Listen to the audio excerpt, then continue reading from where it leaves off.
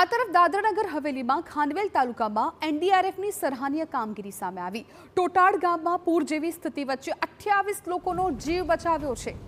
તલાવલી ગામમાંથી પણ એનડીઆરએફે 4 લોકોનો જીવ બચાવ્યો। 6 બટાલિયન એનડીઆરએફની ટીમે પૂરમાં ફસાયેલા લોકોનું કર્યું રેસ્ક્યુ। 14 પુરુષ, 11 મહિલાઓ અને 3 બાળકો ફસાયા હતા કે જેમને બચાવી લેવામાં આવ્યા। સમયસર બચાવ કામગીરી કરીને તમામને સુરક્ષિત જગ્યાએ ખસેડી દેવામાં આવ્યા છે। મોટી દુર્ઘટના ન બને તે માટે વહીવટી તંત્ર હવે નજર રાખી રહ્યું છે।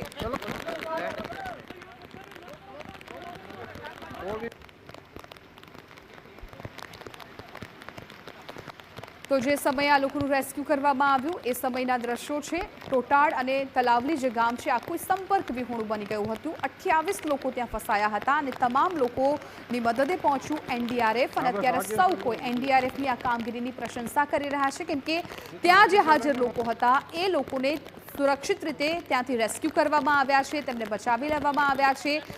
એનડીઆરએફના જવાનો છે પોતાનો જીવ જોખમમાં મૂકીને આપ જુઓ કે ધસમસતા પાણીના પ્રવાહમાં પહોંચ્યા હતા અને જે લોકો ફસાયેલા હતા તેમને બહાર કાઢવામાં આવ્યા।